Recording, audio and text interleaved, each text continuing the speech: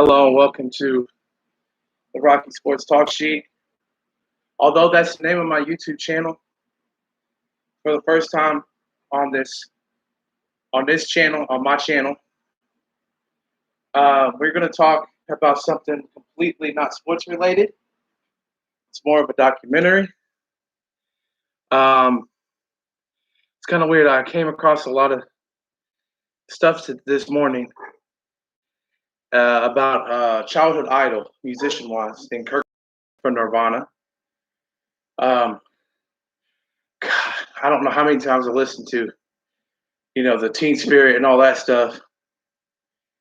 I just thought he was just such an amazing artist, and I really loved his music. Even to this day, I still think he's great. If his legacy would have kept going on, and it would have went on probably even to today, he just would have been one of the greatest rock artists ever. That is my opinion on him. Now today, to some people, this may be controversial. But like I said, I watch different documentaries, different research, stuff like that. So a lot of what I'm about to put out there is straight from the private investigator Tom Grant, that was hired by Courtney Love to find her husband, Kurt Cobain, and was the investigator that was around in the time that his body was found. He also kept the investigation going. He did his own investigation even after Kurt Cobain's body was found, and after the police totally botched this investigation. I mean, butchered it. And we're going to go into deep detail. This could be a long video, but those of you who may be big Kurt Cobain fans and Nirvana fans, like I was growing up, stay tuned in, because like I said, the title of this video is truly what I mean. I'm about to lay out all step-by-step stuff by the PI, by the attorney of Kurt Cobain and Courtney Love at the time, by just all accounts. There's going to be so many people in this, and at the end, I'm going to give you probably a walkthrough of the final days, final weeks, and how I think this all plays out. Wholeheartedly, I'm going to say before I even start this video, and as before we get into all the details, this video is primarily I'm putting out there to once and for all, because even as a kid, I always thought, and always growing up all the way until today, that Kurt Cobain never committed suicide. And after all that I've gathered, I 1,000,000%, without a shadow of doubt, without 1% of my brain, wholeheartedly believe that to be the case. That this was a murder, not a suicide. It was a murder to look like a suicide. And like I said, I will explain, and I will give you my complete opinion, what I think went down, who I think is involved, and why. April 8th, 1994. We're going to go back to that date of just pure tragedy. Kurt Cobain, 27 years old, was found dead by a shotgun blast to the head. He was found by an electrician after a private investigator was hired by Courtney Love to find her husband and locate him.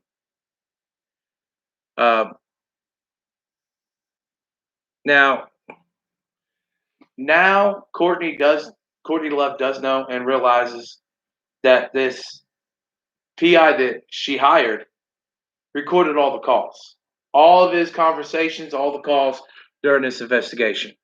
He was a very professionally smart private investigator, who also, by the way, the backstory, his name was Tom Grant. He was a former L.A. County Sheriff's detective before he became a PI.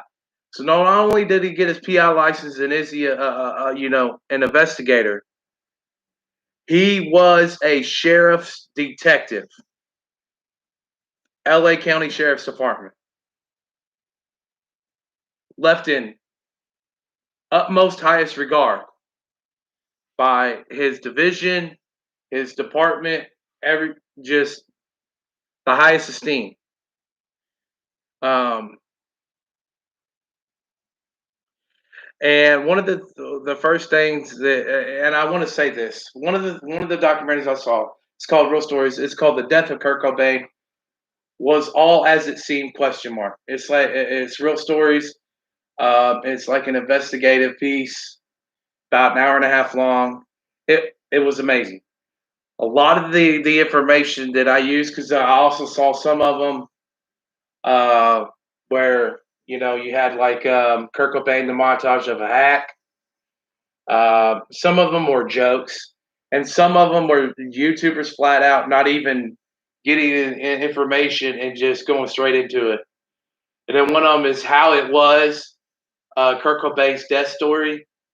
That one is a total farce of a joke, and it completely looked stupid and didn't even get a lot of some of the details even right. So we ain't doing that here. Um, some of them just look really stupid. Um, some of them you can just tell they didn't do hardly any homework. They just wanted to make a video and try to get views. That's not what you do, especially with a story like this.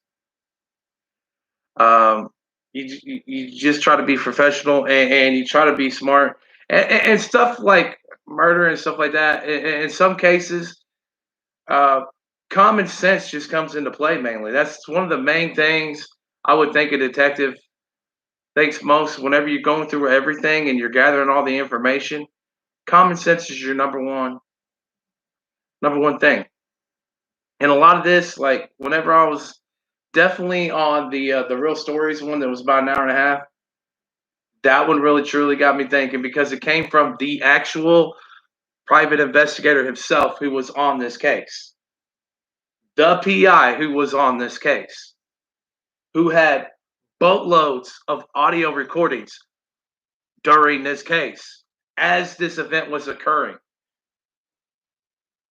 This whole thing, audio of Courtney Love and him talking, audio of the attorney and him talking. So much. There was so much. I mean, it was just immense credibility. There's a lot of people that was in that documentary. It was amazing. Thought it was done highly professionally. Just basically was like other investigators came, listened, heard the audio, and said, "This is about as concrete as you can get to being rock solid." And yeah, one of the first thing he said is that he states that he's sure that she regrets hiring him. Um, after the end of this, which probably she definitely does. Um, he calls her out on a lot of her bullshit.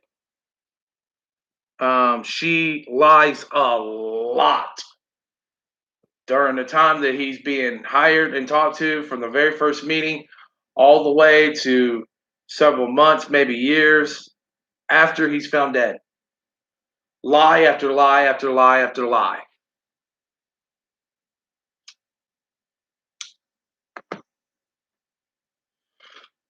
Yeah.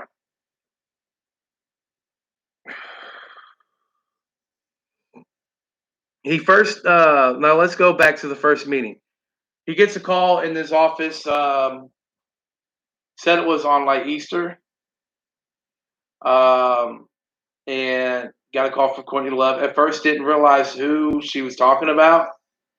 One of the coworkers that was there in the office with him um, realized who he was talking to and said, "Hey, that's the wife of the famous lead singer of Nirvana. That's Kurt Cobain. Kurt Cobain's wife. Kurt Cobain is a very famous musician, especially in In the early 1990s, Nirvana was a huge deal, one of the biggest bands alive at that time. But they agreed to meet up. He first meets her at a Peninsula hotel. Um, the very first moment he knocks on the door, and the first thing that comes out of her mouth as he meets her, and this is quote word for word from her. You leak this to the press, I'll sue the fuck out of you. That's the first thing that comes out of her mouth. During the next several days, she would be caught in several key lies. They would be caught on audio as well by Tom Grant, the PI. She told Tom she called the credit card to report it stolen when in fact it wasn't. She did that to cut off her husband, Kurt Cobain, from the funds because he sounded suicidal and has a shotgun. And told him suicide is in his family. And in fact, his uncles died in suicide.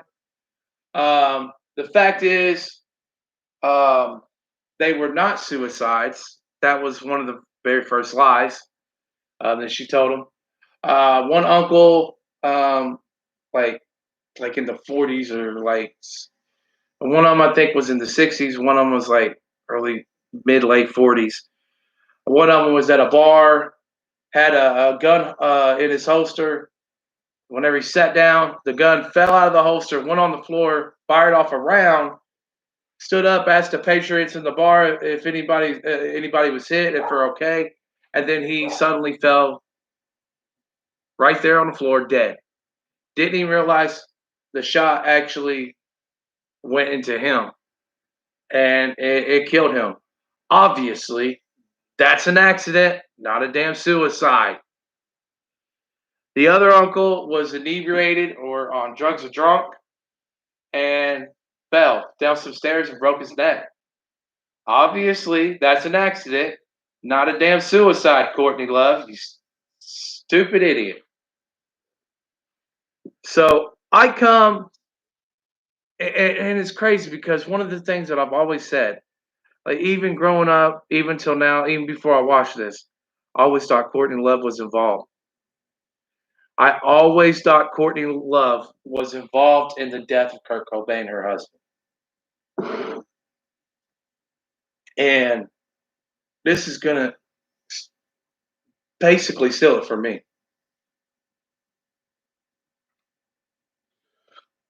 Now, other things y'all need to understand.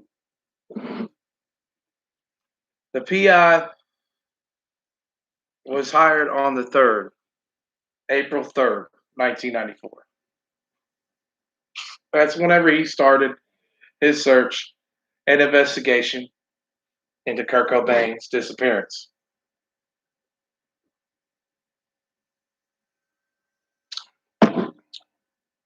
Sadly, by the end of this, he believes, and he's almost certain of it, that due with the coroner's report and stuff like that, and the medical examiners,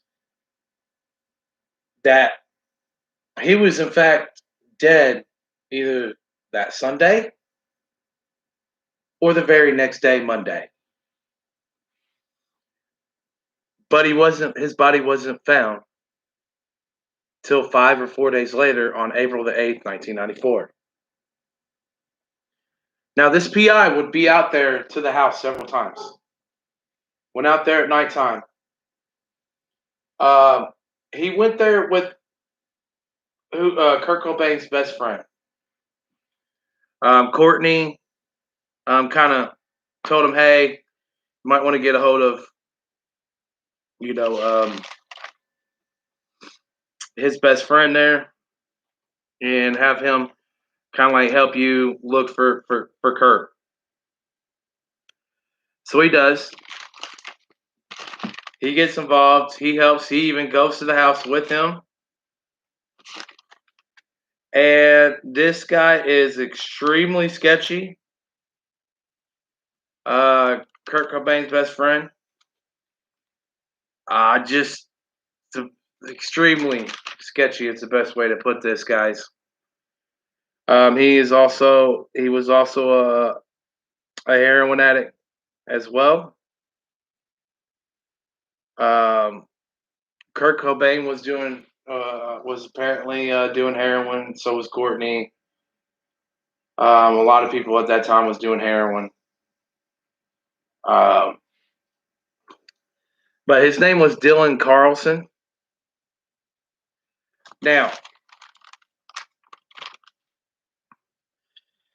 let's go back a little bit to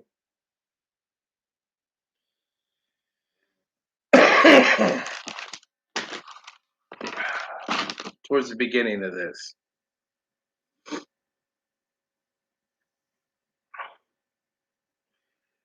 Now,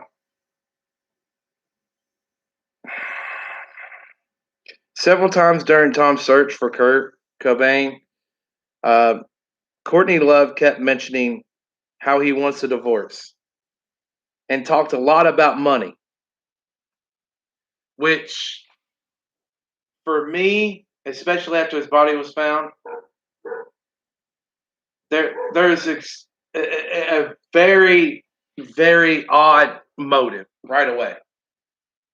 Because I mean, she talked about it a lot to him, a lot. Um, and so much so that even the attorney that we'll talk about here in a little bit confirms this as well, but also under some very other shady circumstances that should confirm it. Now, at that time, Courtney Love was also doing, like I said, she was also doing heroin and an addict as well. Um, I guess where they met, they was like it was a spot where, like a rehab center. Instead, it was more like he was not comfortable. She was dressed in like a see-through robe, and it was very nobody was watching or really keeping up with anybody there. It was not a rehab. It was more of a vacation. Like it was a joke, but you know, people from Hollywood and stuff like that, they're gonna get special treatment. People, let's get real. Uh, it ain't like you're going to a Centerstone facility for where normal people go to for mental health or suicide or all this or the VA for military. It ain't nothing close like that. It's a hell of a lot fancier, hell of a lot nicer, and a hell of a lot more relaxed and kick back. Why? Because they make a boatload of money off of these celebrities, so they're gonna pull back the leash as much as possible to keep rolling in the money.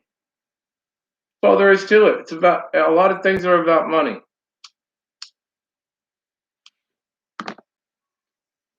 especially in this case. To me, it came down to money.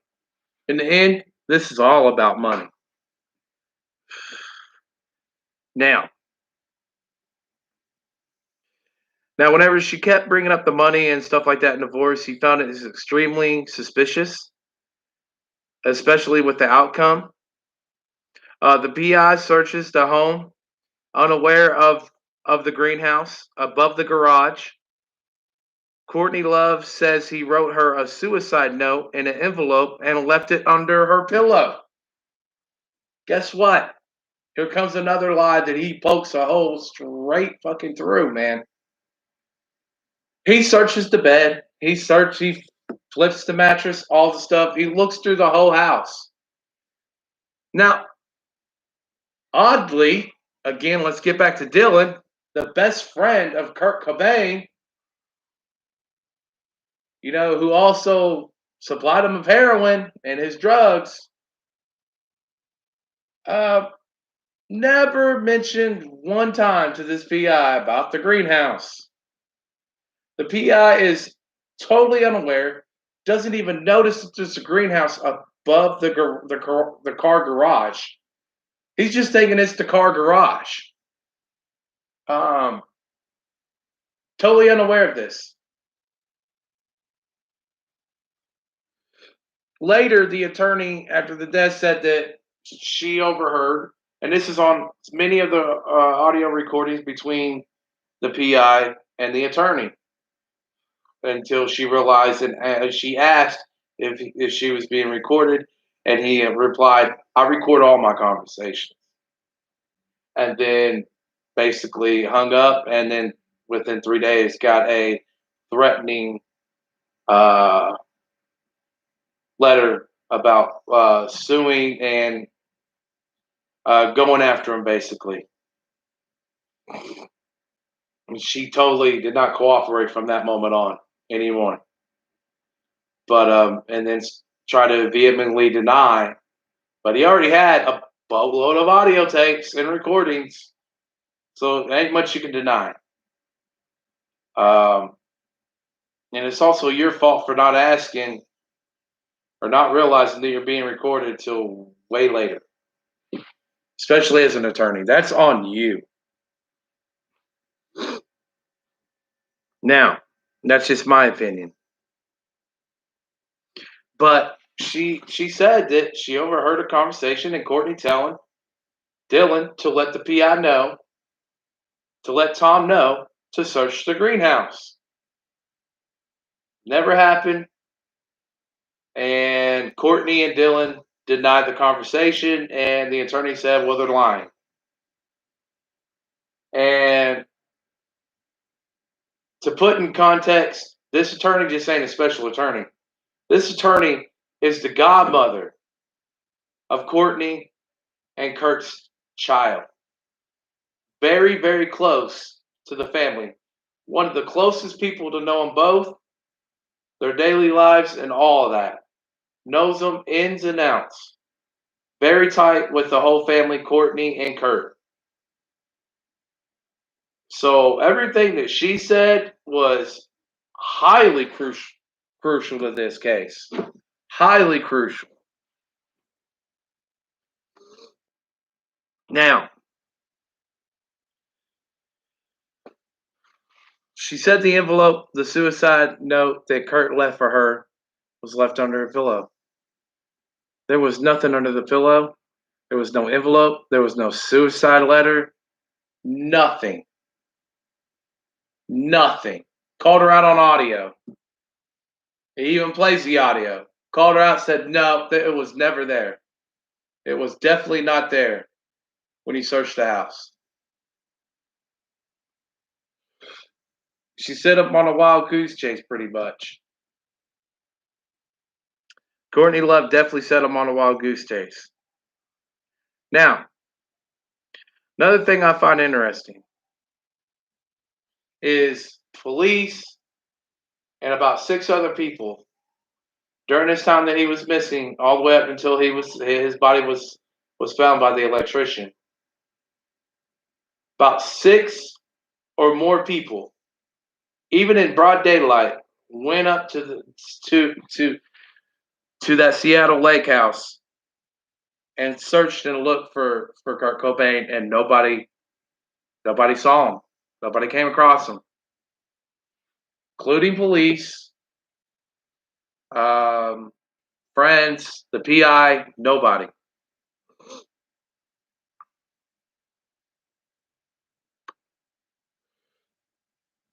Now,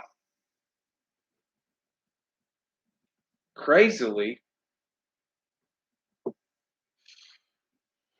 believe it was the second day or the third day, either the first or second of that, or like the 4th or 5th of April. He asked her, he's going to go to Seattle. She said, yeah, go up there to do all kinds of whatever you got to do up there. He asked her to join him. She says, I have business in LA. Another thing that the attorney totally poked a hole in. Courtney Love had no business in LA. As a matter of fact, the only person never to search in Seattle for or Kurt Cobain was Kurt Cobain's own wife, Courtney Love.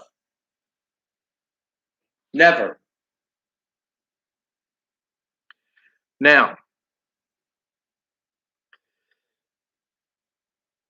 he also noted that Courtney Love, whenever they talked about Kurt and other people close to Kurt, seemed very jealous and extremely like strict and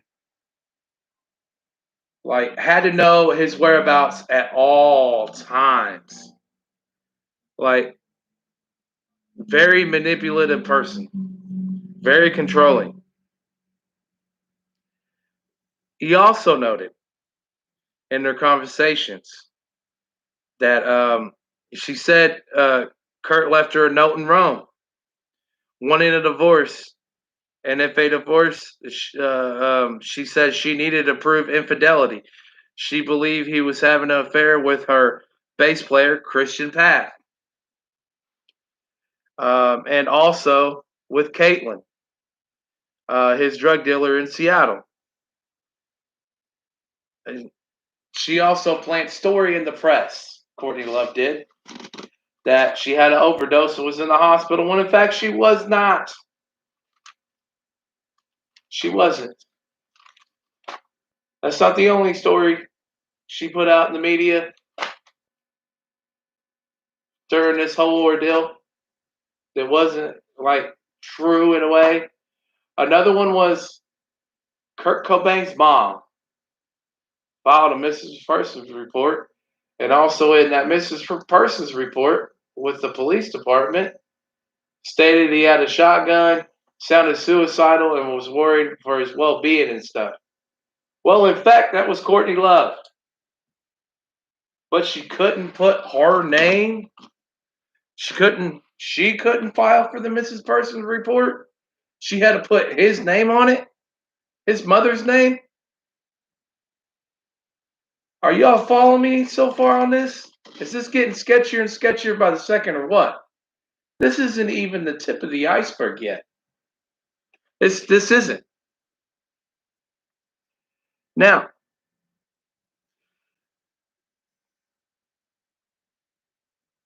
she also, I'm sorry, some of these notes, like I write fast. I took notes and stuff like that, and all kinds of stuff that I found out here.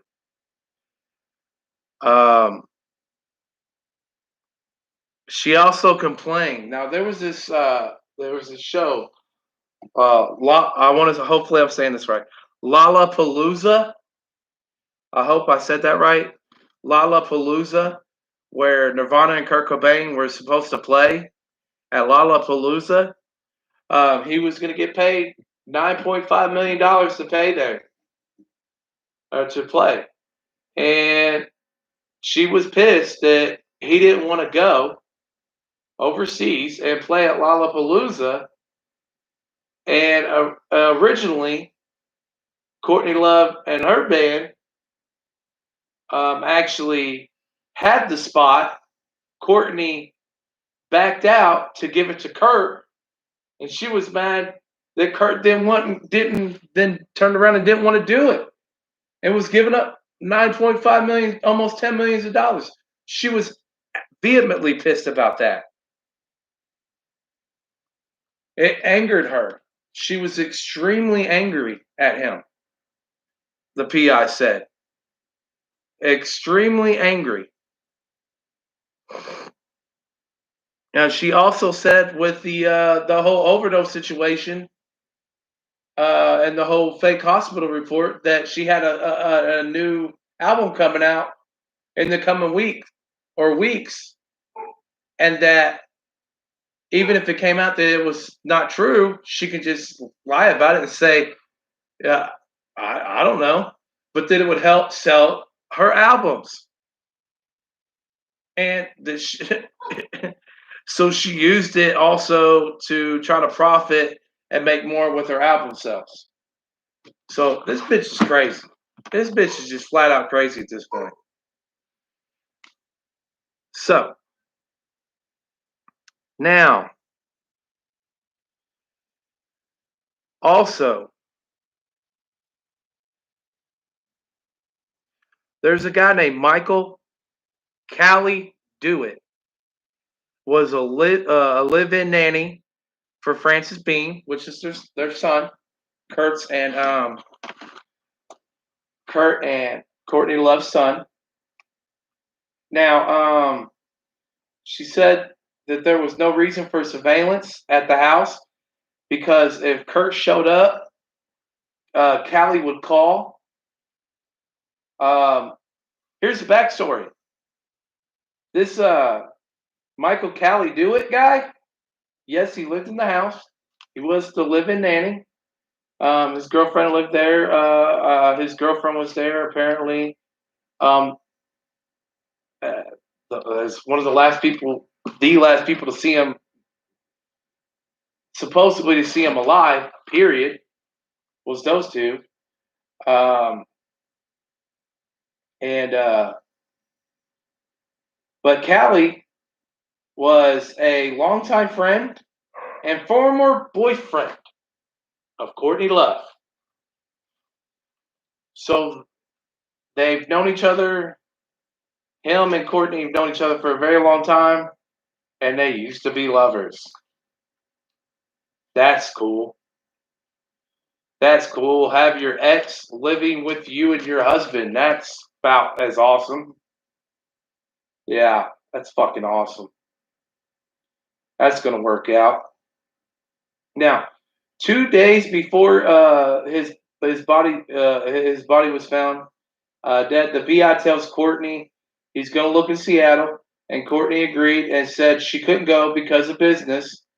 Now, Courtney did told him about a best friend of Kurt named Dylan Carlson. So that's whenever she brought up Dylan Carlson.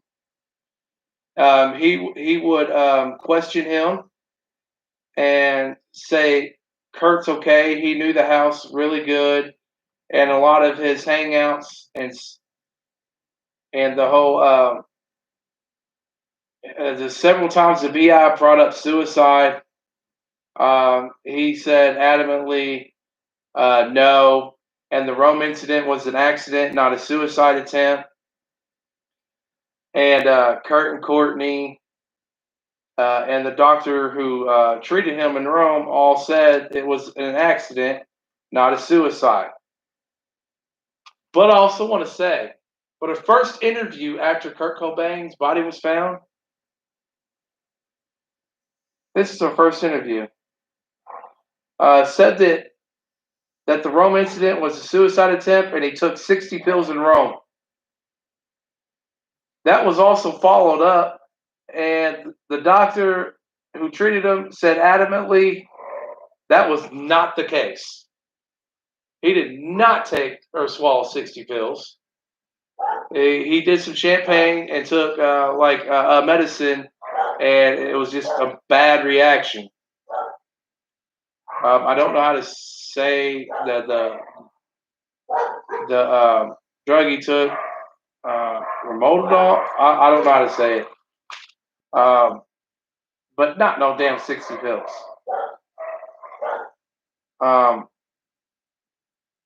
And Courtney apparently also lied to the BI, saying that Kurt only stayed at fancy hotels. His best friend said no, he didn't, and he basically stayed at very low class hotels. And his best friend Dylan said that he would stay there 2-3 weeks at a time, usually living off chips, Coca-Cola, and that's where he stayed and hung out and did his drugs, his heroin and stuff. Was at these cheap hotels. Now, the day before Kurt's body was located, Tom Grant and Dylan Carlson searched a hidden compartment in the house for the shotgun. Courtney, the weird thing also about this, and I want you all to remember this in this video. Whenever the PI is on the road and the moment that Dylan gets involved and he's with him and going around and helping him trying to find Kurt and locate Kurt Cobain and showing him the places, Courtney's not talking to the PI. She's talking to Dylan on the phone only, and then Dylan relays information to the PI. Tell me this whole thing is about to get sketchy as fuck. Somebody's guilty of murder. That's all I got to say. There's somebody in this is guilty of murder. There's a plot in this, man. So Courtney relays while they're out on the road.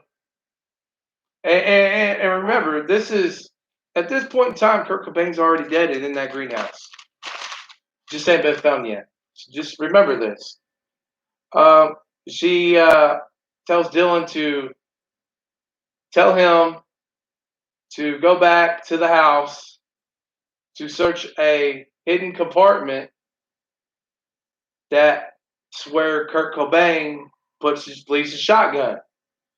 You would think this would already been brought up. Nope.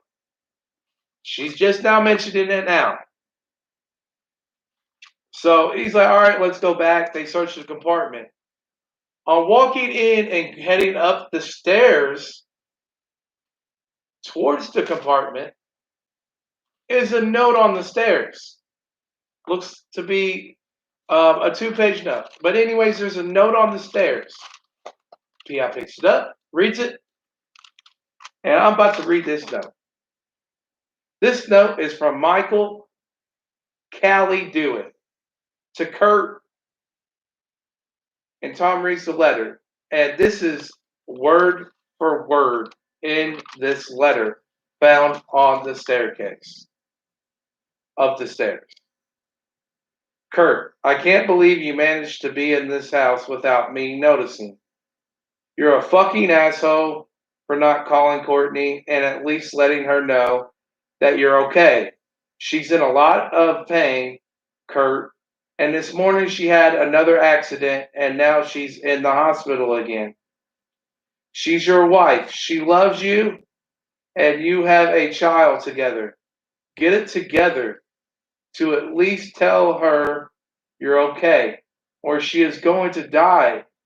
It's not fair, man. Do something now. What?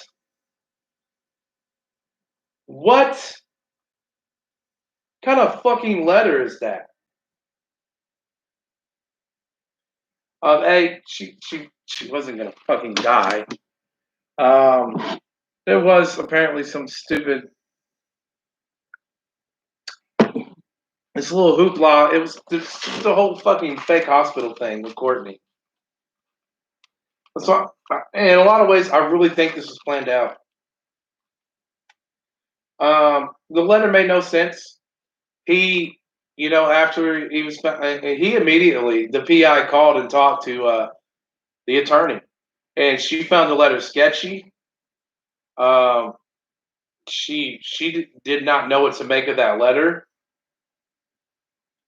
and the attorney even said, "I thought that he wrote that letter after his body was found, and that wasn't the case. Like it's just all weird around." He told, like I said, he called and told her name was Rosemary Carroll, by the way, how suspicious the letter was, and she totally agreed. She was friends of Kurt and Courtney, and also was the attorney. Rosemary is also the godmother of Francis Bean Cobain. Now,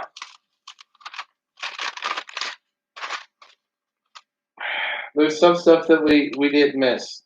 Like, why would you want no surveillance on the house? You hired a PI, but you don't want nobody at the house. Then whenever he goes to places and he offers you to come, you don't want to go. You choose to stay in LA. I'm going to be point blank and honest. It looks almost to me 100% like she knew he was already dead. She already knew. She already knew that he wasn't going to be found alive. And she didn't want to go because she probably didn't do it, but she didn't want to walk up and see it. But she did not want to go. firmly believe this. Now, we're also going to get into this part is the Seattle police botched the investigation as well. Now, listen to this. An electrician calls you in and says there's a lifeless body in a greenhouse. Okay, cool. The moment you go up to this greenhouse, there's a lock on the outside. It's one of those turn locks, not a key lock. It's a turn lock on the outside door.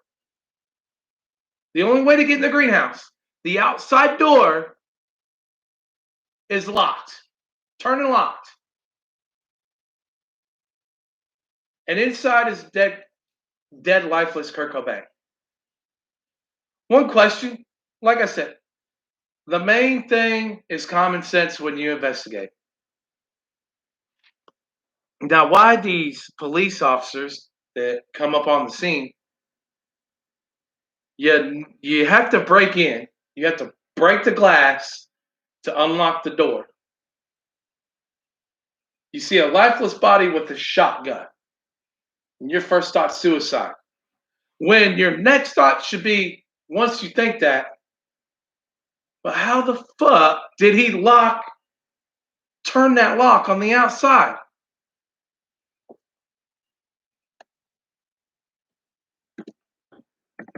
Hello, welcome to the stream there. They're Doom. So why doesn't the Seattle police then question how can somebody kill themselves and also lock themselves in with a turn, not a key, and no lock on a lock on the outside of the door?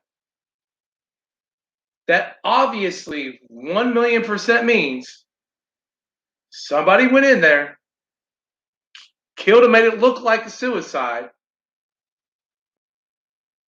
walked out, closed the door, and locked it. Only fucking logical explanation. The only logical explanation, people. Kurt Cobain can't kill himself and then, magically, without causing any damage to the glass or anything, lock the door from the outside as well from the inside.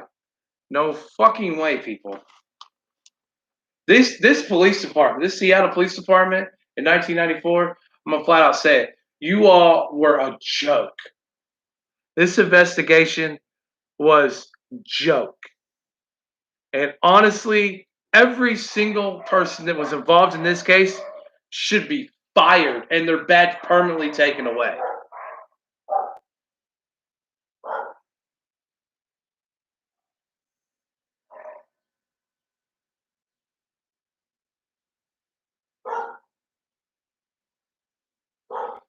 Yes, that's what I said. That's one of the stories I'm talking about. I said that I watched several documentaries. Yes, you are right.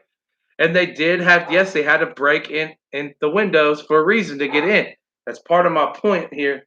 I'm not proving the suicide. I'm proving how it was a murder, in my opinion. Because how can Kurt Cobain lock himself inside, but also lock the door on the outside of the greenhouse while he's inside committing suicide? How can he do that? You can't. There has to be at least two people in that greenhouse. And the other person had to have walked out and then locked it behind him. There is no way. So, and I'm definitely going to take his word for it because, like I said, he was the PI hired.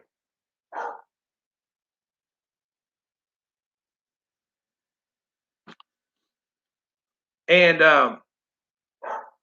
the other door, you mentioned the other door. That's cool. But there was other boxes and stuff in front of that the side door, yes. There was stuff in front of the side doors on top of a chair. There was stuff in front of that other door. That other door is out of the equation already because there's already stuff in front of it on the inside.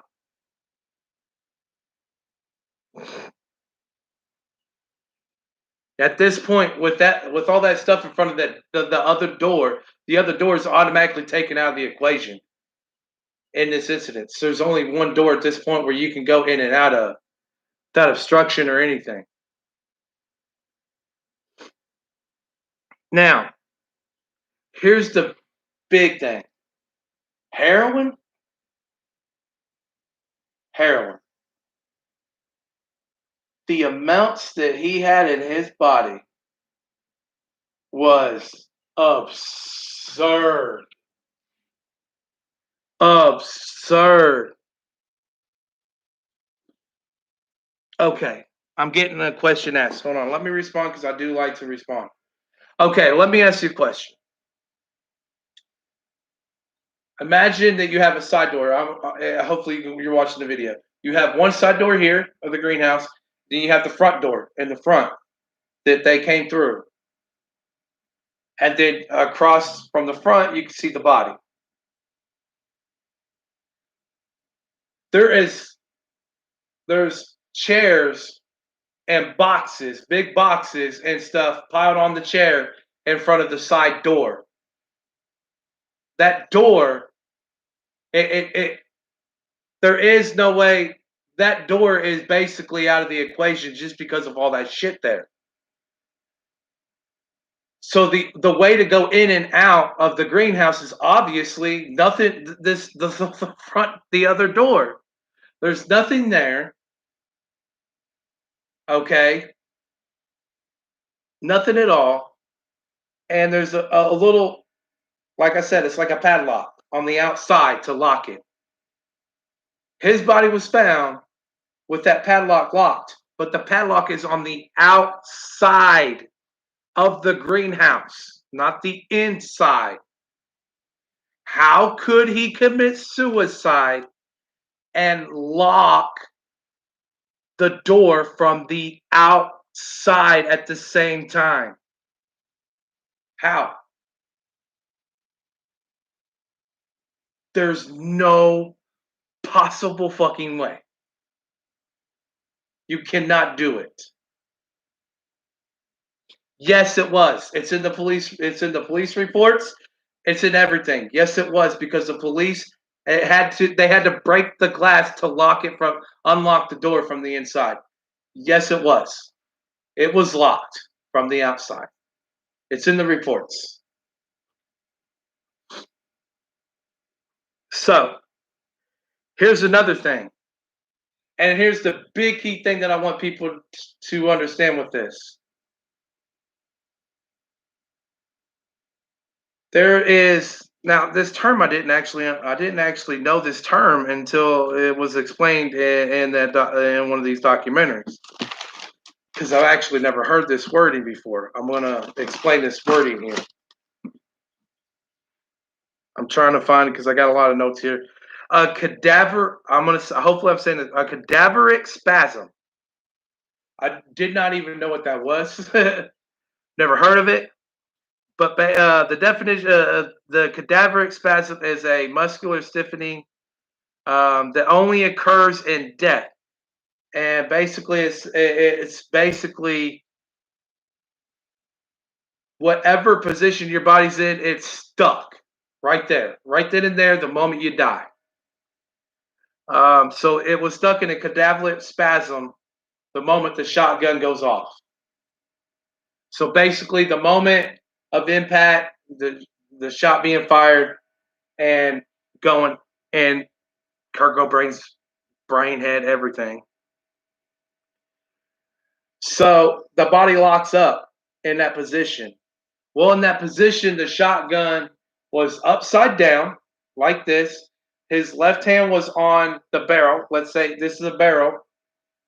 His left hand was firm, had that spasm, the cadaveric spasm grip on it. Now, in the photos and in the report, here's the odd thing about this as well, people. With that being said, the shotgun's exit chamber is this way.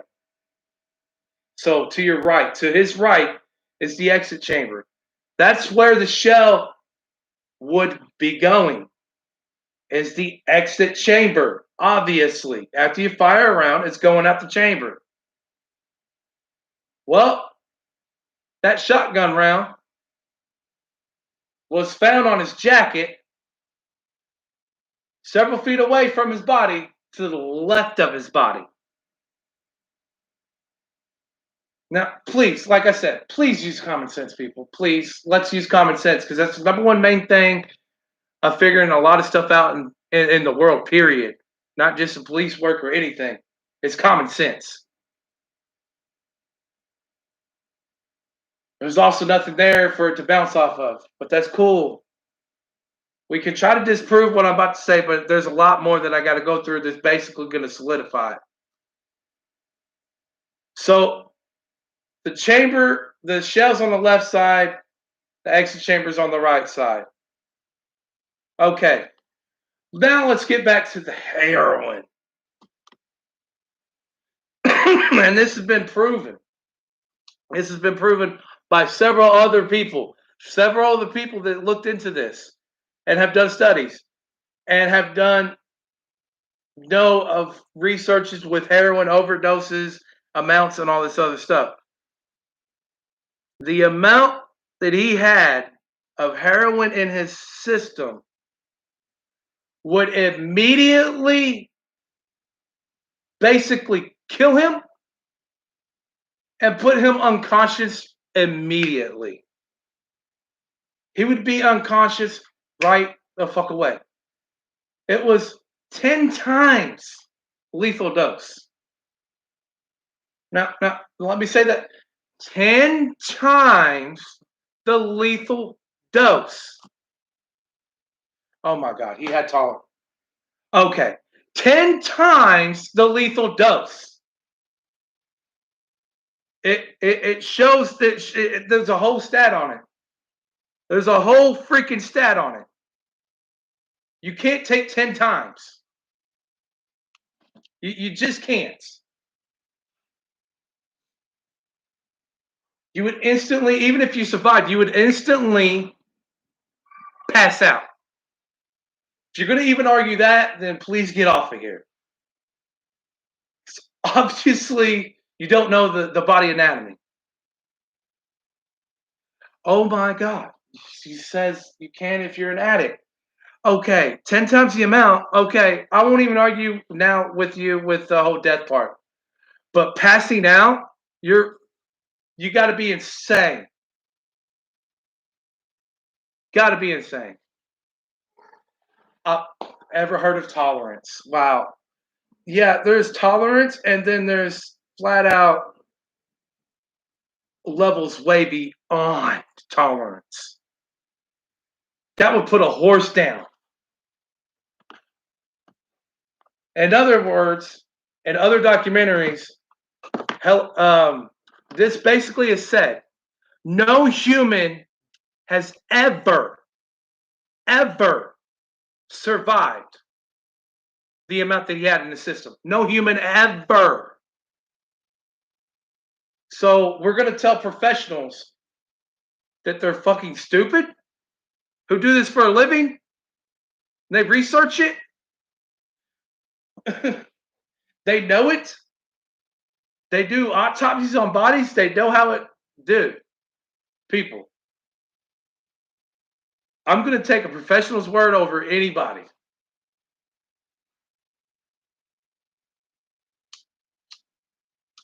So if he's passed out or dead, how the hell can he get the box where all of his drugs is in, open it up, and keep injecting all that shit, get the shotgun, get the bag with the shells that was there, load up the shotgun, position it, then fire off the shot? How? How the fuck can he do that?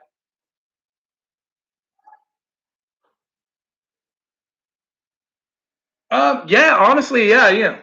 He's the guy that was in the fucking case. And he's totally credible. Like I said, I've watched several other documentaries on this, several other ones.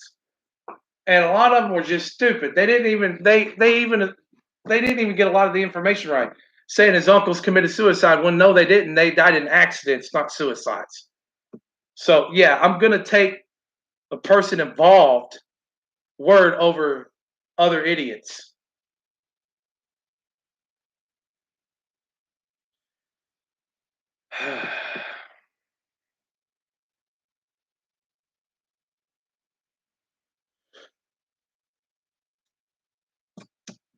Okay. Well, I'm trying to tell a story, so I can't keep responding.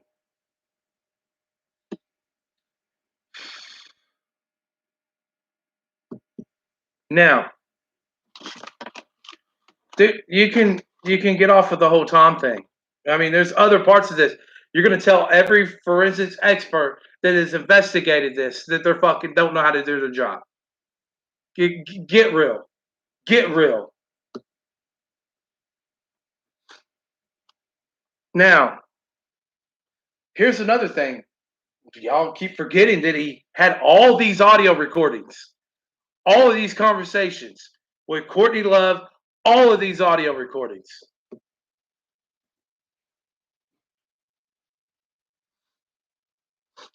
Now, here's what I find interesting. This comes from the lawyer herself of Courtney Love and of Kurt Cobain. Weeks prior to his body being found, they both made calls around the same time. One about divorce, the other one, he wanted her out of his will. Divorce was already being talked about between the both of them at this point. What, even if you're not a celebrity, and this is where I really, really, really, really, really glued in on this.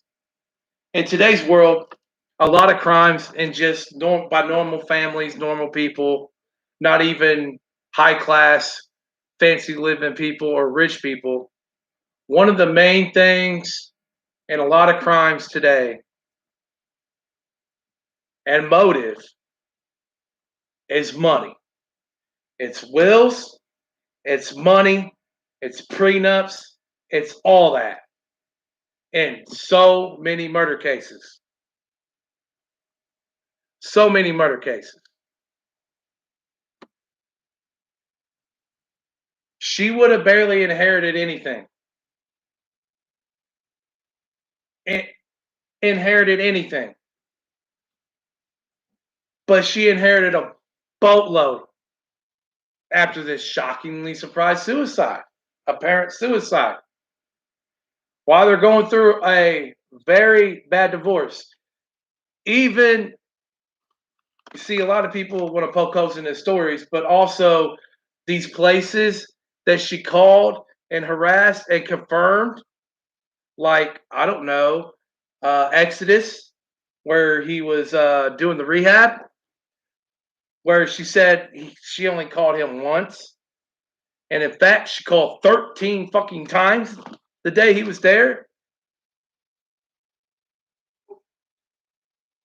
What I'm saying, I'm not gonna believe a liar. Once a liar, and especially somebody that keeps lying to me, you hired him, but yet you keep lying to him left and left and left and right. Every chance she got, she lied. It's called she covered up. She's covering up her tracks.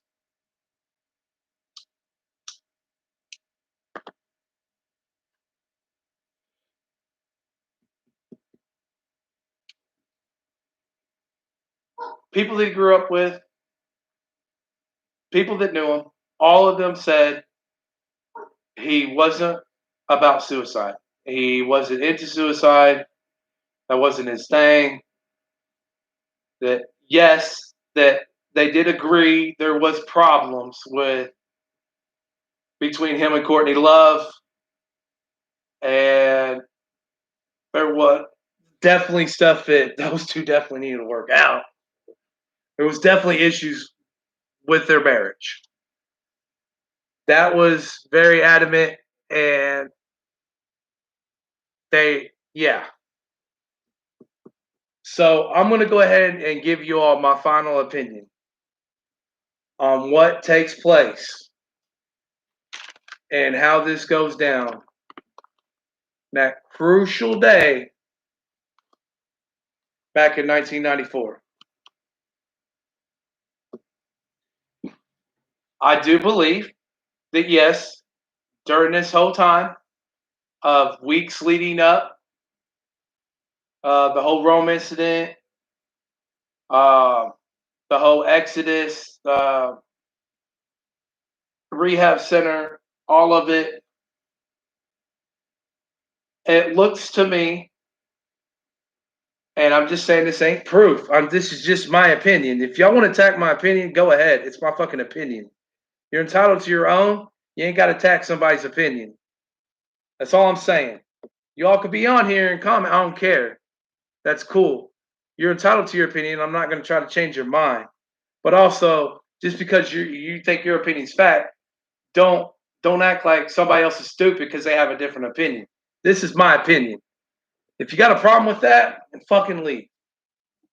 Because I won't take somebody else's opinion away from them. But with the recordings and the audios between the attorney and Rosemary after his body was found, and the stuff that she said, including the whole. Now, the one thing that I did find extremely weird, and I don't know how this works. I'm not a forensics scientist or on this or whatever. But whenever she said on the 6th, remember his body was found on the 8th, that Courtney was over at her house, Rosemary Carroll's house. She left her bag over there. There was a paper in the bag that really, really bothered the attorney. So much that she called Tom to her and they talked. And the paper was different letters, writing out different letters and stuff like that, as if somebody was practicing somebody's handwriting. That's very suspicious. Just so happens, if you go back and look at the fucking suicide letter and the way it's written, look at the whole 80% of the fucking letter. It doesn't even take a forensic scientist. The letters are all bunched together, kind of like this, on notes. Then on the bottom, like this much of a paragraph, fucking words are all over the goddamn place. All over the fucking place. Made no fucking sense. And she said this letter seemed like a letter that was already written a while back. This is from the fucking attorney.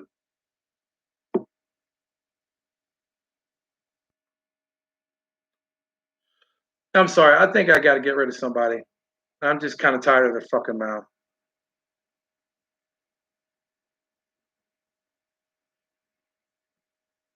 Like I said, I've already explained that, you want to keep attacking my opinion, that's fine. I'm not attacking yours. But if you're going to keep it up, then you just got to go. Now,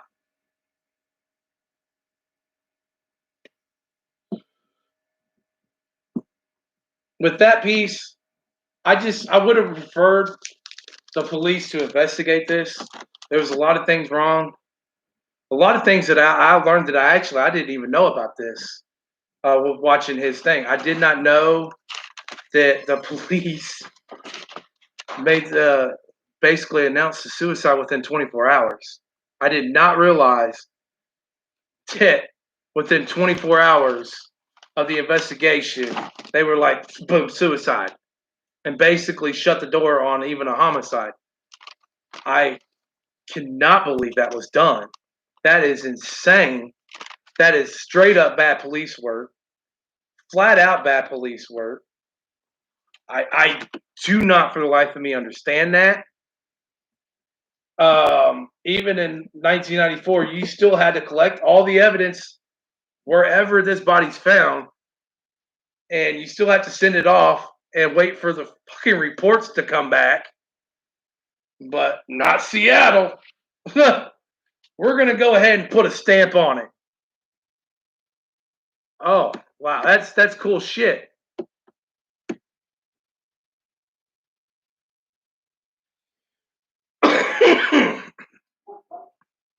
So, the toxicology report by toxicology experts, several of them that have been in this case. I want to say that I need to repeat myself because there's people out here that acting like I'm an expert. I'm not saying I'm the fucking expert here, people, but the toxicology report and people that work in that field, different people, there's a lot of them in this case, have said it is impossible with the amount he had for him to even get a shot off basically with the shotgun. I'm not saying that's what I'm saying. I'm saying that is what they're saying. That it is impossible that he could have even have been awake.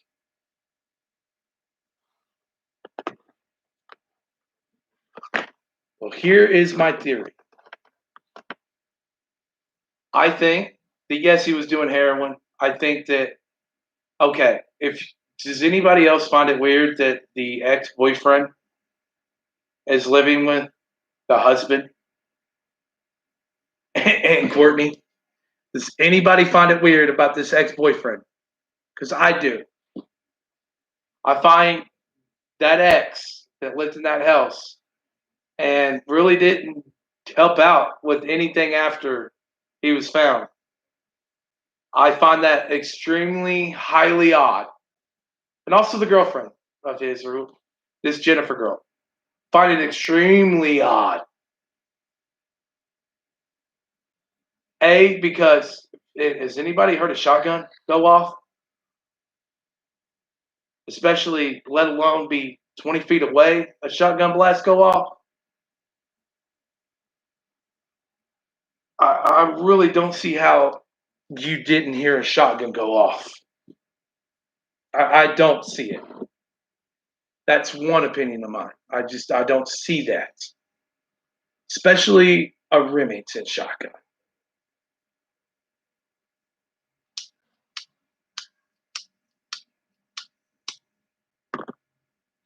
Another thing,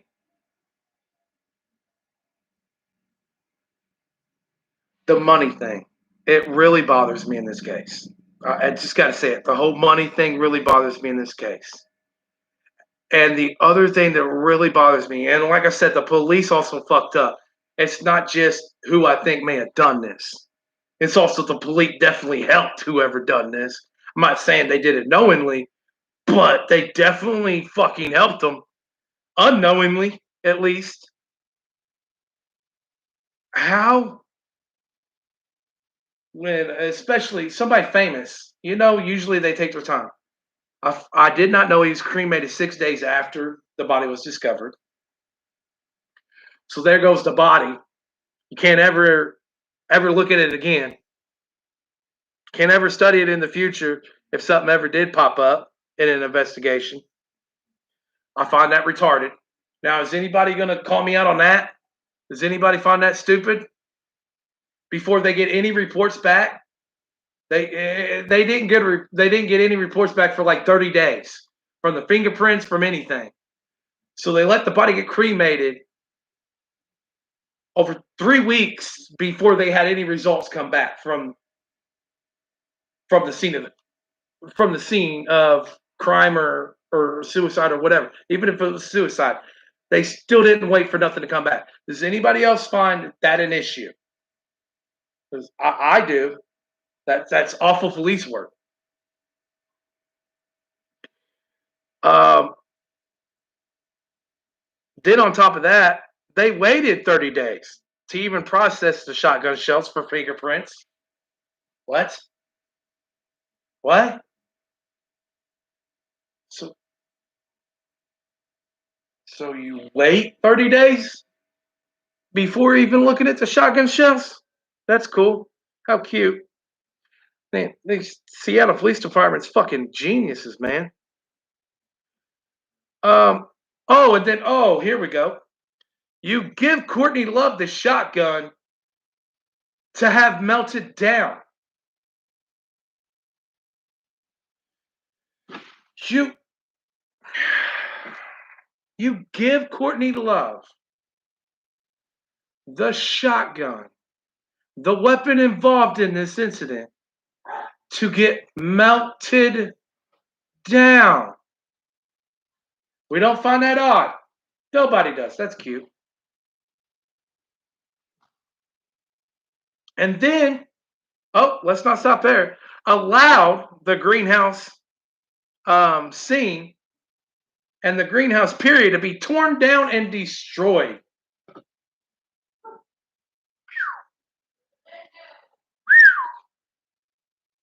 This is an amazing police department. All that shit, I didn't even know, to be honest. I did not know that until actually today. I'm baffled by that. I just honestly thought that was just naturally they sent all this shit out and did all this proper shit, but obviously they didn't.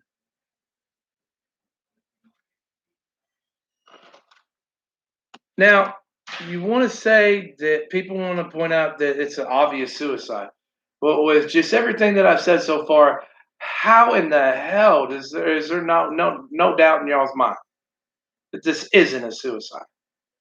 How is there not no doubt? Now, even the conversations have been proven; they're out there in the public. These recordings are out there. 2 weeks prior, boom, wanting to find a bad attorney, diverse attorney, a nasty one to handle the case. That was on Courtney Love's side. He calls. He wants her off the wheel. Within 2 weeks of him being dead, that's not a motive for murder. Nobody thinks that's a motive.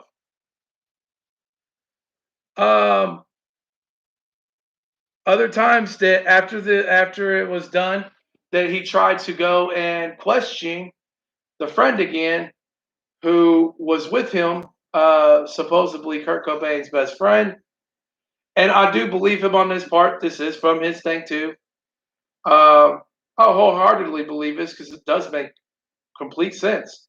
Well, with Kurt Cobain no longer there and him being a heroin addict, why in the fuck would you set up an appointment with Courtney Love to talk with Dylan, and then you wait there, and then he's coming downstairs with Courtney. They have a little pep talk upstairs. He's coming down with her, all drugged up on heroin. And then she's like, go ahead and talk to him. What the fuck? How does nobody look at a motherfucker and not think suspicious as hell? To me, point blank and simple, Courtney Love, and this has always been my opinion, growing up after this, some people thought I was crazy, and it's cool. I can be a part of that group. I always thought that Kurt's death was planned, orchestrated by Courtney Love.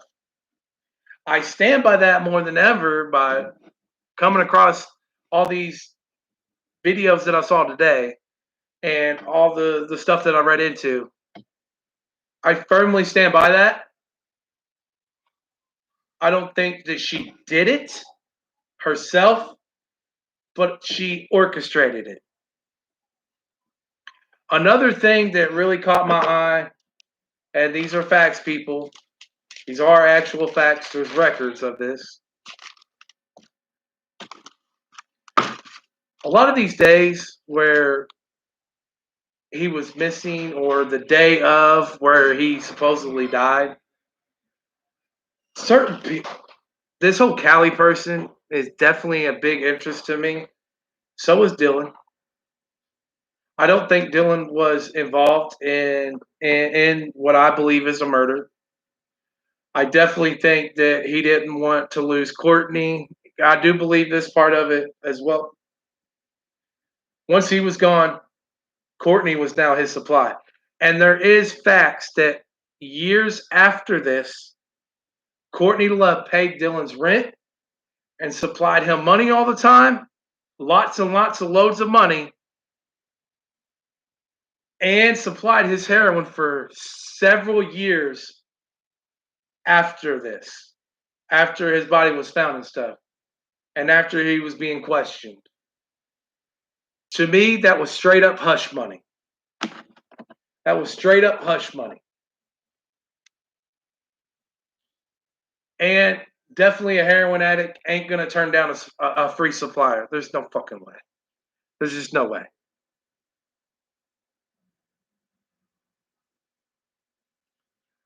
But the big person I'm looking into that I think may have done this is this supposed Cali ex-lover, the live-in nanny at that lake house.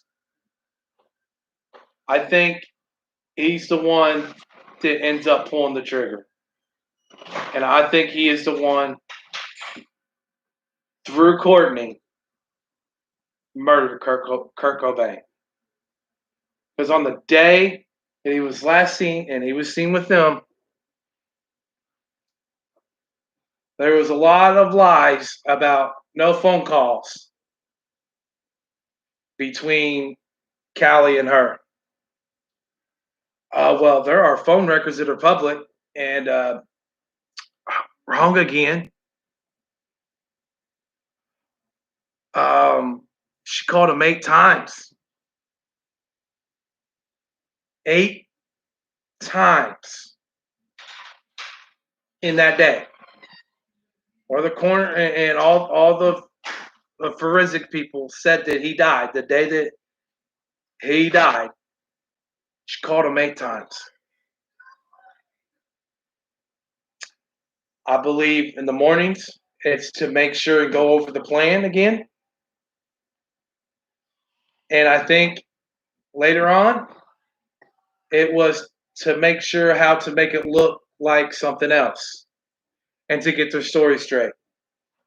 Like I said, this is just my opinion, but I think this is who I believe the two people primarily involved is Courtney Love and her ex-lover. And I think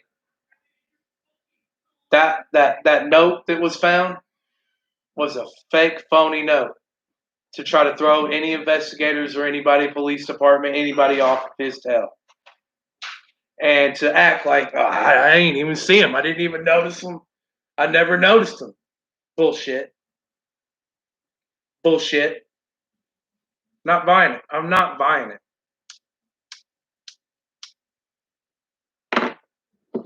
Now, if y'all think I'm wrong, go ahead and try that. I mean, not that I'm saying to, I don't recommend it, but I can't stop people from doing it. But if you want to test this theory, the heroin, go ahead. But I believe, Fritz, I believe all these people in their fields to say it's humanly impossible and that you would be out like a candle. I believe that he was doing some drugs with them, and then I think once he was getting affected, they put more in him. They put the rest of the heroin in him. Then I think that he was positioned in that greenhouse. And then I think they put his fingers on there, but his fingers were over his fingers, and he pulled the trigger. And then he left that room, that greenhouse, and locked it from the outside and went about his time.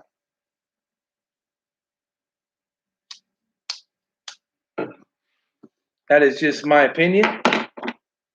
I also think the suicide note is a total fucking farce. I mean, even looking at it, if you can go online and look at it, that's a fucking joke. That thing is a fucking joke. It is obviously,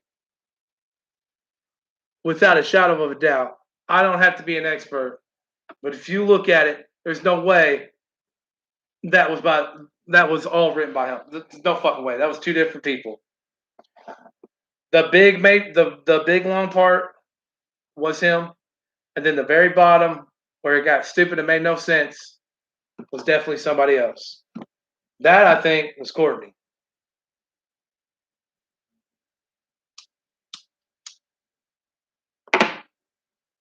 So again, um, a lot of the people in here, a lot of people on this that have were involved in a lot of some of them I really don't believe a word that they said, mainly because you know you're on fucking heroin. I'm not gonna believe a lot of words that come out of your mouth.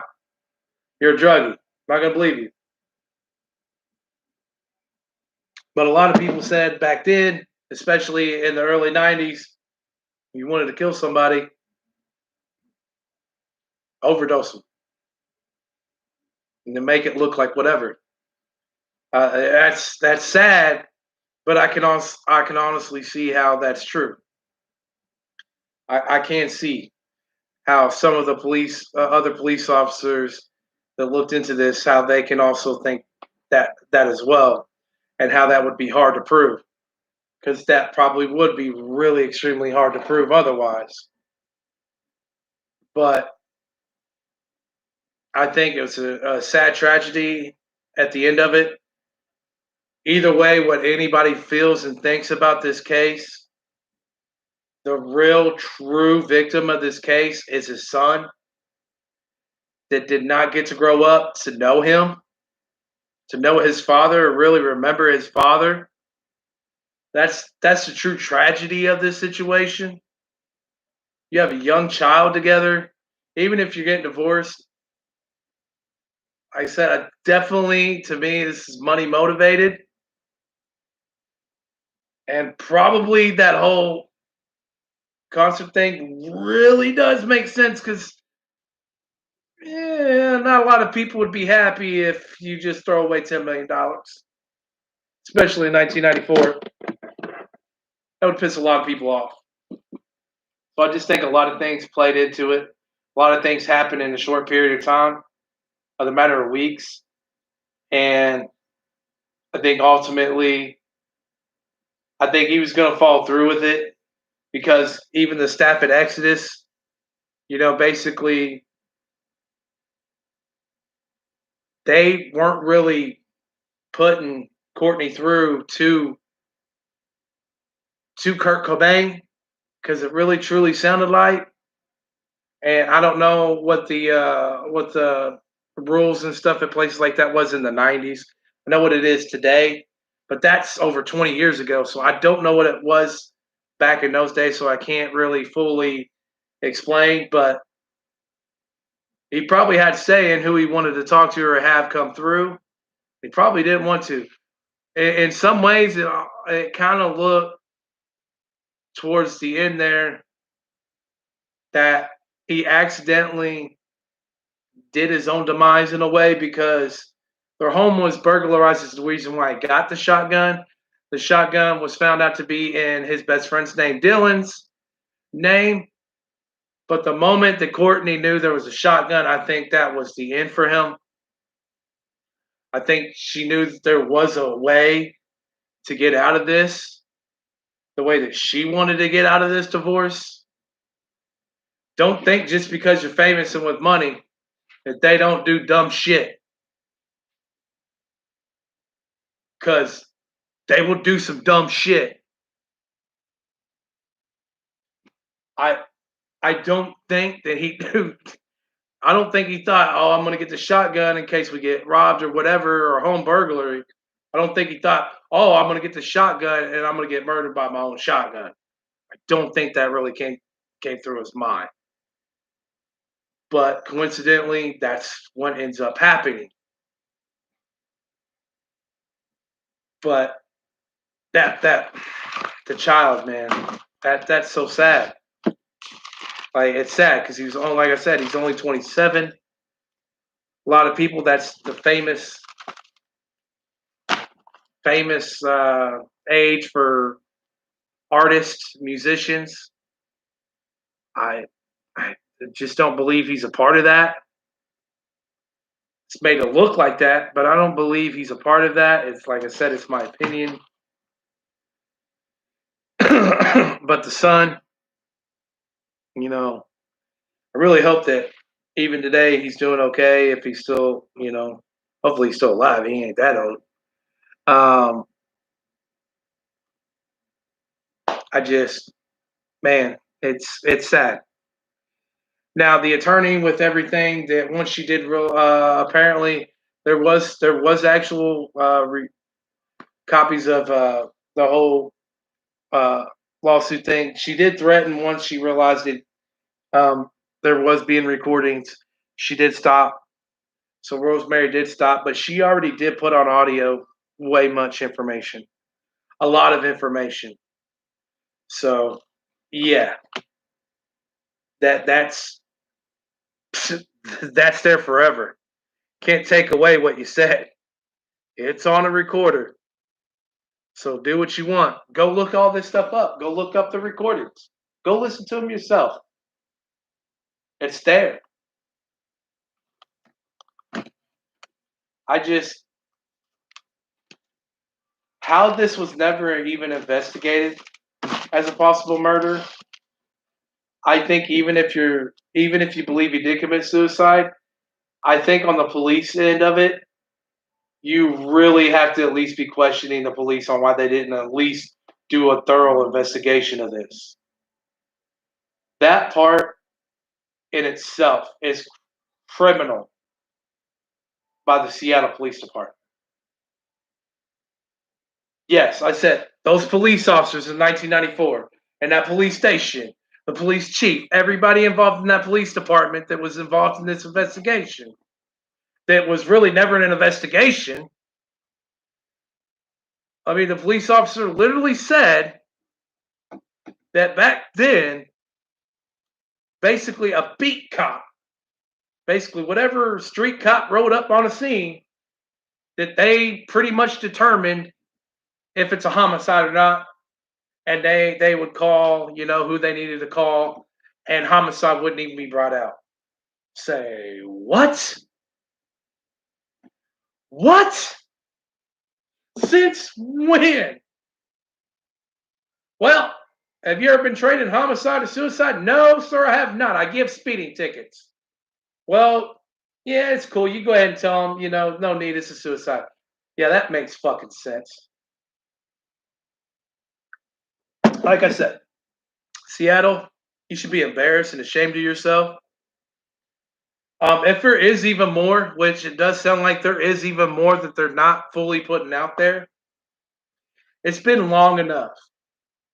It is 2021. And like I said, he's one of my favorite musicians growing up.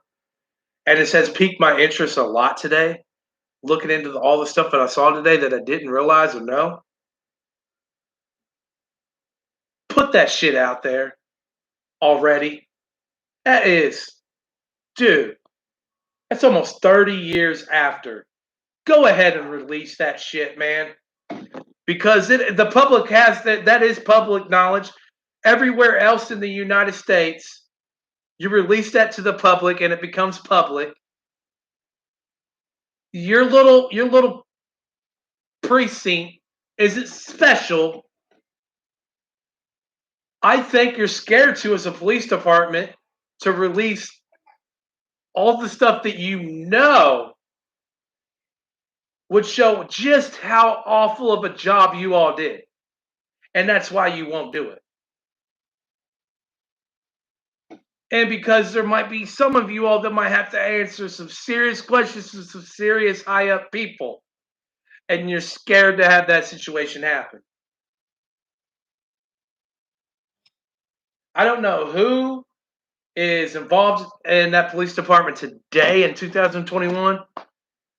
But if you ever come across this video, I beg of you, release everything because it's only right. And the one main reason, if not for me, why everything needs to be released is because don't you think that son, that child, has every right to know everything about it as possible? He has every right to know what happened to his dad. And to hold that from that child, shame on you and your department. I don't care if you just give it to him and nobody else. If at least you do that, you at least did something right. But you got to do something, and you at least need to do that. Because, like I said, um, a lot of there's a lot of weirdness, man. Where you all could have talked, man. I think if this was investigated right, I think Courtney Love would have been arrested probably within a month. A month. And probably Collie too. Within a month of this happening. Maybe 3 months. I'm like 90% sure. At least Courtney Love would have been. And I'm definitely 80% sure. I really do think that Callie, the supposed Cali guy, would have been as well. Trying to remember his exact name again, his full name here. You look through all my notes here, the stuff that I found suspicious. Let's see, what was his name again? Oh boy, such a weird nick, Callie. That's such a stupid nickname. Michael Callie Do It. Michael Callie Do It.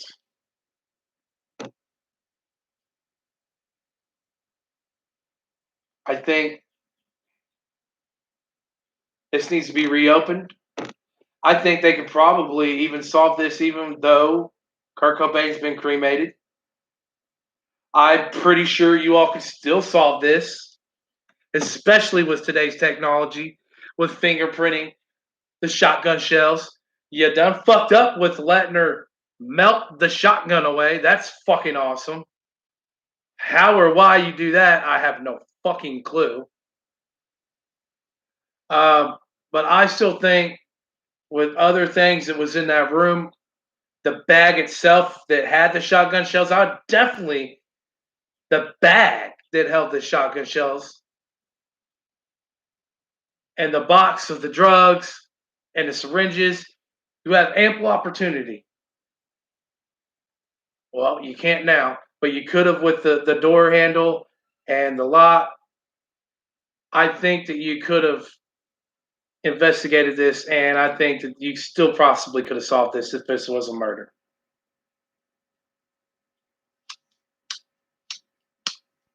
Now, I think that your police department is too scared to admit we didn't just fucked up. We royally fucked up. That's why you're not. And that's why you're okay with letting it go. So, anyways, that is today's story. Like I said, you can check out these. There was several different ones. Some of them, like I said, some of the ones they were just laughable. Like the whole Kurt Cobain's death story, how it was on YouTube. That's a fucking joke. He doesn't even know all the information. He's stupid. Um, the one where the actual guy involved, stuff that I learned, stuff that I did not know, and then looked it up, and it was true. It was verified. People was the real stories also on YouTube. The death of Kurt Cobain was all as it seems. Um, like whoever posted that, that's awesome because I didn't even realize that was even out. I didn't even realize anything like that. You got like the tragic life of Kurt Cobain.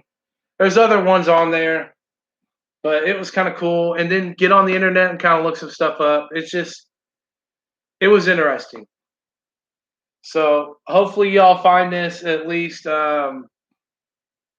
educational in a way. You all can come up with your own opinions. I came up with mine with a lot of the notes that I took throughout all the stuff I looked at. And also, yeah, I mean, the PI had to make sure that, I kind of looked some stuff up, make sure that, that was legit and it does come across legit. And a lot of things really added up with the PI. Of course, there's going to be skeptics and everything. So there's, of course, some skeptics of him, but I don't know. They're probably Courtney Love fans, so they probably don't want to think that she's involved or whatever the fuck. But yeah, there's just too much. I think that, like I said, I think that he was trying to he wanted a divorce. He showed up at a rehab. His kid visited him at rehab. He's only stayed there one day before he went back. Got the, had gotten the shotgun and all that stuff. It was never seen again. A couple days later, a few days later, I really think that he was trying to set up. You don't get my will, but you also, whenever we divorce, I want to go a different route and I want to take a different path. I think he was actually going to try to clean himself up, and I think he was going to try to get custody of his son. I don't think it was this whole suicide thing. I think he was going to try to clean it up and go a different way. Well, obviously at that time, Courtney Love was going down a bad path, and she was always fucked up and just didn't give a shit. So let me know in the comments what y'all think. A lot of y'all, man, I don't mind if y'all chat, man, but especially while I'm doing a story, you're gonna put a whole fucking 40 fucking thing on there, attacking everything I'm saying. Just don't attack somebody's opinion. This is my opinion. You can all have your opinions. I'm not gonna really challenge your opinion. I'm not gonna say your opinion's wrong, because at the end of the day, none of us will ever know. We'll probably never, ever, ever know. Mainly due to the incompetence of the Seattle Police Department, who also never investigated this as something other than a suicide, which I find redonkulous. They fucked up on so many levels. I could not believe that let happen within less than a week after he was found. Baffles me. But anyways, hopefully y'all enjoyed this video. Hopefully y'all learned something. Let me know what y'all's opinion is. Let me know if you all think this is just straight up bona fide suicide, especially with all that heroin in them. Or do you all buy in that this definitely was a botched investigation and that this was murder? Or are you going the C route and saying, we'll never know because the police department fucked up that bad?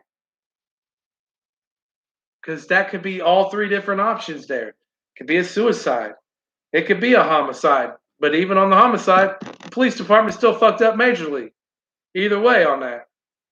Or we'll never know because the police fucked up just that badly at that time. So, anyways, hopefully till next time. Hopefully this is a different video. Hopefully y'all enjoyed it. Also, like I said, I'm gonna also keep bringing my daily sports stuff. But I definitely had to make this one. This is a special, I guess you can call it like a special edition episode. Everything else is sports topic on my videos. But I definitely wanted to talk about this when I saw it because I just learned so much about it today. And he was actually one of my idols growing up. So it was just big to me. But anyways, thank you all. Please check me out on Twitter at Rocky Sports, ROCKEY Sports. You can also find me. I do stream and I'm a gamer on Twitch, Rocky Sports Talk Sheet, all one word. And also, please check out and like and subscribe to the Rocky Sports Talk Sheet, especially if you like sports. And you know what? This was kind of different. I might actually try to maybe do stuff like this. I might actually make like another channel and do different videos like this. So let me know if y'all are even interested in me maybe doing that. But again, till next time, thank you all for tuning in. Thank you all for watching the video. I highly appreciate it. Thank you all very much. Peace out, everybody.